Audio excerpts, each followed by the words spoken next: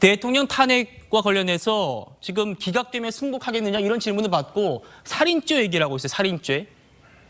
살인죄를 저지른 사람이 반성하지 않고 있는데 용서를 강요하느냐 승복하느냐 이 얘기가 살인죄의 용서를 강요하느냐 이렇게 들릴 얘기인가? 어떻게 말씀 주실까요?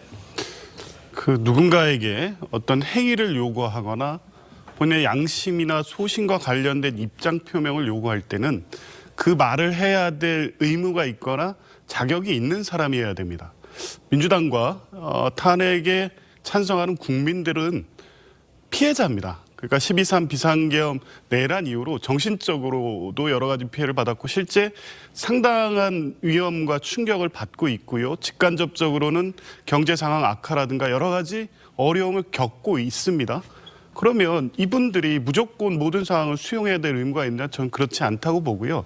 적어도 이 사건에서 다른 사건도 마찬가지고 가해 행위를 한 윤석열 대통령이 많이 승복의 책임과 의무가 있는 것이지 그것을 민주당이나 탄핵에 찬성하는 국민들에게 요구할 것은 아니라고 보고요. 그 대통령의 이 탄핵 심판이 기각이 되면 직무 복귀죠. 그 법률적 효과 자체를 거부할 수는 없습니다. 당연히 그렇게 되는데 그 상황이 되면 그게 우리 그 대한민국이 또 국민들의 삶이 12월 3일 이전으로 돌아갈 수 있을까요? 더 나쁜 상황, 어떤 상황이 전개될지를 예측할 수 없습니다. 그런 상황을 다 수용하고 인내하고 가라고 강요할 수는 없는 노릇 아니겠습니까? 그러면 무조건 승복하겠다는 입장을 민주당 의원들이 국민을 대표해서 내지는 지지자들 대표해서 할 수가 없는 겁니다. 그런 상황이 됐을 때 어떻게 할지 그리고 대통령이 돌아왔을 때 펼쳐지게 될 어떤 상황이 또 국민들의 어떤 삶을 초래하게 될지 이런 부분을 다 확정할 수 없이 큰 위기와 공포감이 여전히 남아 있는데 만약에 기각이 될 경우를 전제한다면 네. 지금 이전에 그런 상황을 알 수도 없는 상황에서 무조건 따르라 그 말에 답변하기는 힘든 거죠. 그런데요, 문제는 그러면 애초에 탄핵을 하지 말았어야죠.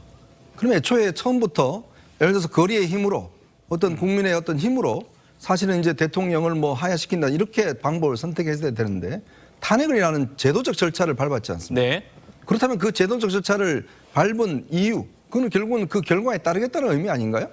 그렇게 해놔놓고 내가 원하는 결과가 나오지 않으면 따르지 않겠다고 이야기하는 거는 그건 상당한 모순적 이야기